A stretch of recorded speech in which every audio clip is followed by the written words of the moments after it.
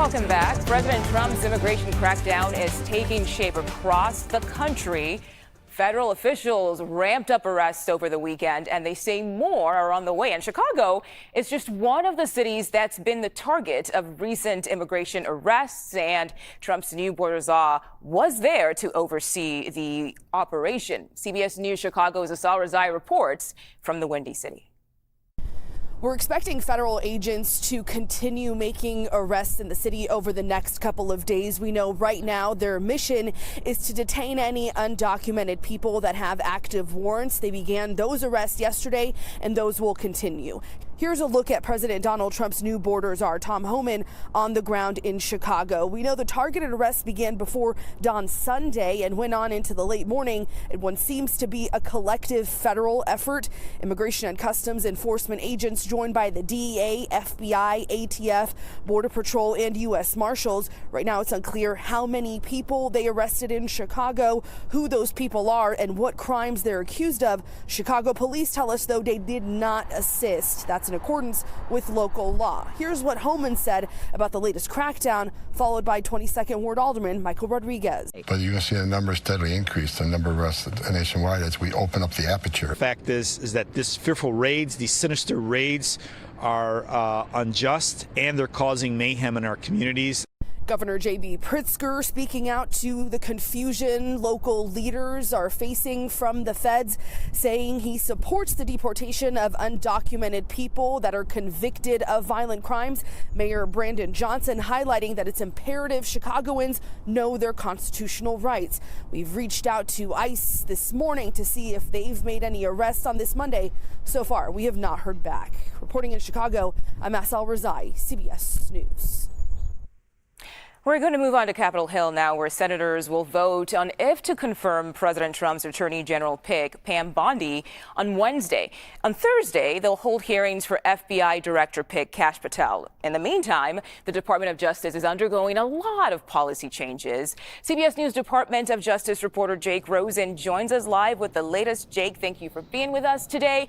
Both the DOJ and the DHS are seeing huge policy shifts, especially when it comes to immigration and deportation. So what's new with how the agencies are operating?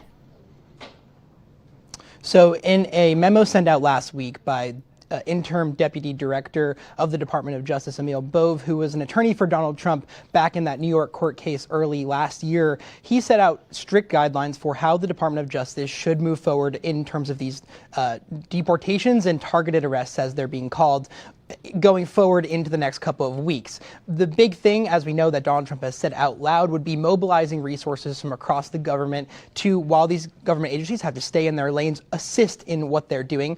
And another thing that the Department of Justice is looking at is moving around resources, and especially in terms of career attorneys, people who are not political appointees, to basically take on states and localities that claim that they are sanctuary cities, which would mean, like this reporter in Chicago just pointed out, that the local officials and local police are not going to play a role in assisting with these arrests. The Trump administration has long made a point of, and Trump campaign made a long point of on the campaign trail, to really stay focused on attacking these cities and finding ways to coerce them into basically giving into federal pressure on things like deportations. So as all of this is happening, we know as of right now, the DOJ is operating without an attorney general or even an FBI director. So what is the likelihood that these Trump picks will get confirmed?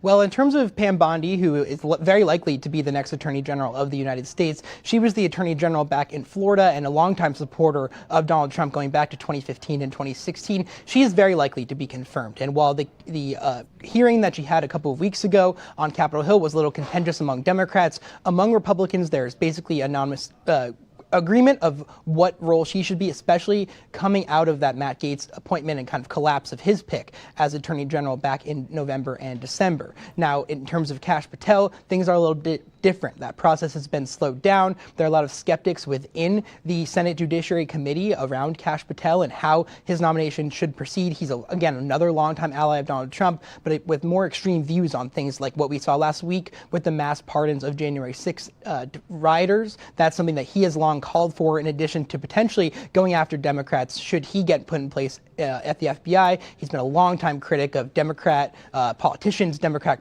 members of the Department of Justice, in addition to general bureaucrats that he claims basically have rigged their systems against Donald Trump before Donald Trump took office last week.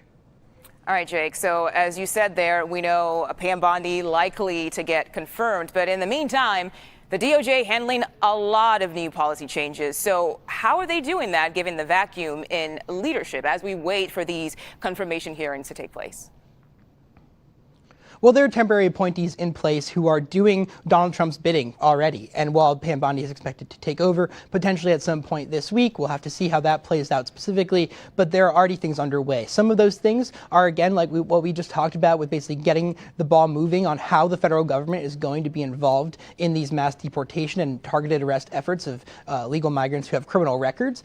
Part of that, too, is slowing down and stopping further cases in terms of civil rights cases that the government involves themselves in, slowing down police reform efforts and undoing what President Biden laid out to do in terms of executive orders on how the Department of Justice should proceed in terms of police reform across the country. And another thing in terms of when we talk about these arrests and what the future of law enforcement is in America, the Trump administration in that memo pointed out that they want prosecutors to now look at the maximum possible penalties when it comes to going after people like these legal migrants in the country and who are being targeted, and to not give prosecutors a leeway that the Biden administration and Biden White House gave these prosecutors to maybe go lighter on someone who maybe is an active member of their community and doing good things versus a criminal. The Trump administration is saying right now they need to fully stick to the strictest guidelines that they can in terms of sentencing.